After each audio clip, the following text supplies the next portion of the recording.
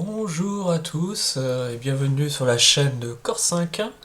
Nous allons basculer sur un nouveau sujet, un sujet qui traite en fait de la religion à nouveau et en particulier la notion de relier. Donc qu'est-ce que c'est que relier en religion? Donc, ce qui est important, pourquoi on dit qu'il faut relier et à quoi ça sert exactement en fait? Alors, à la base, en fait, la religion, le problème de la religion, c'est de créer une interface entre le cosmos et la planète Terre, dont l'humain est en fait le messager entre les deux. Donc, les grands messagers, les très grands messagers, en fait, entre ces deux univers, sont généralement des prophètes hein, dans les religions abrahamiques. Mais il n'y a pas que, hein, il y a également Bouddha, bon bref, il y a toutes les lignées des grands prophètes et qui sont pas forcément officielles.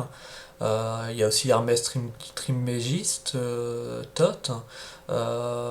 Certains disent également Pythagore. Pythagore est considéré des fois comme un prophète. Mais il y en a d'autres, hein, des gens qu'on ne connaît pas forcément et qui n'ont pas forcément fait de mouvement en fait, religieux derrière, quoi. Et donc là, c'est justement pour introduire en fait un retour du religieux en fait en Occident et en particulier du rituel. C'est-à-dire que le rituel permet de relier en fait le cosmos et la Terre, à partir de pratiques. Et en fait en Occident, on voit qu'il y a un retour du rituel.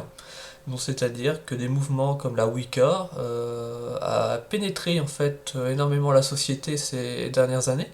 Donc le retour de la sorcellerie en fait, qui en fait, on va dire la base du rituel classique qu'on retrouvait depuis en fait des millénaires et qui est réapparu dans certaines traditions et qui font concurrence en fait à certaines grandes religions telles le christianisme ou même l'islam et que les jeunes, en particulier les filles généralement, sont très attirés par la Wicca et donc préfèrent en fait les rituels de la Wicca.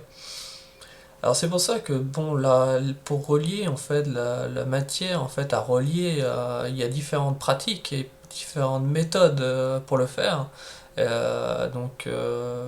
L'une des plus efficaces aujourd'hui, qui est une des plus pratiques, c'est faire le salat donc chez les musulmans.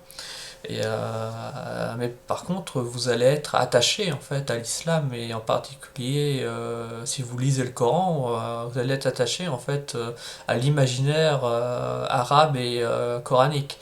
Donc, mais le salat peut être introduit dans d'autres rites, hein. On n'est pas obligé de faire des rites purement en fait coraniques et on peut le faire en fait avec d'autres moyens, en faire évoluer en fait la religion islamique, tout simplement. Réutiliser le salat pour synchroniser en fait l'horloge entre le cosmos et la planète Terre en tant qu'interface. Et on peut la réutiliser avec d'autres méthodes. Et c'est pas forcément obligatoire en fait de lire le Coran en faisant le salat, quoi. Mais voilà. Bon, après, il y a d'autres méthodes, hein. Comme je le dis, les bouddhistes ont une autre méthode de le faire, telle que la position du lotus. Il n'y en a pas qu'une seule méthode. S'il y avait qu'une seule méthode, ça se saurait. Mais il y en a qui sont plus efficaces que d'autres pour relier, en fait, justement, le cosmos et la planète Terre, quoi. Donc les Wicca ont d'autres méthodes, hein, un peu plus traditionnelles parfois, qui sont appréciées par d'autres. Et si vous préférez le faire, en fait, pourquoi pas. Mais voilà, après ce sont des traditions, hein, ce sont des traditions qui sont réapparues et qu'on n'entendait plus parler pendant quelques temps et que en fait le, une forme en fait de rejet de la société matérialiste en fait et en particulier de l'argent tout simplement, c'est-à-dire que les gens sont déconnectés par le matérialisme et le consumérisme et en fait ils recherchent en fait des refuges et pour se réfugier généralement ils retournent vers la religion et en fait certains peuvent être attirés par exemple par la Wicca et ce sont euh, des nouveaux en fait enjeux sociétaux et que doit intégrer en fait l'Occident et les gouvernements, mais ils ont beaucoup de mal en fait à comprendre ces mouvements au niveau de leur pays.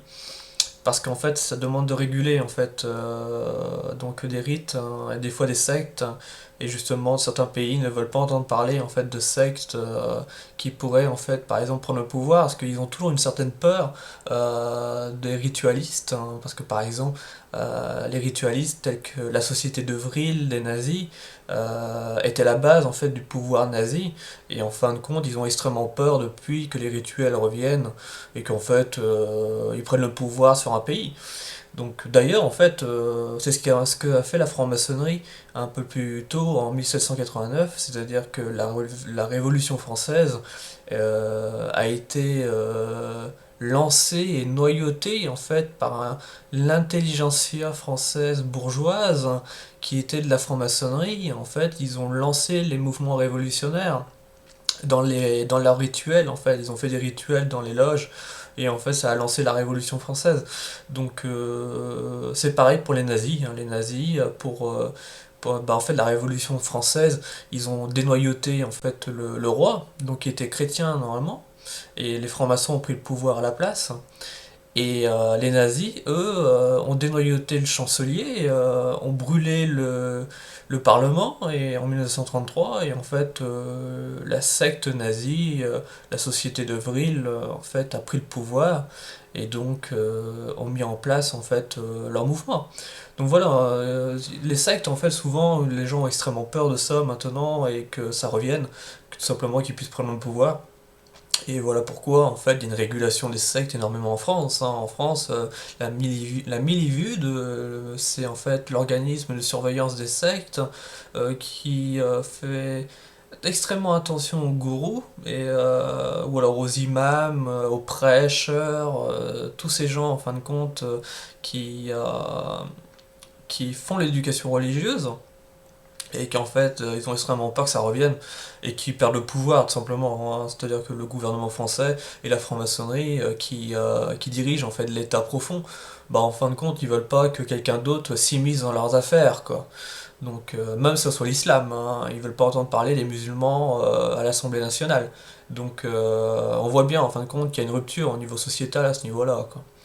Donc voilà, quelques petits principes au niveau religieux et un problème de relier simplement.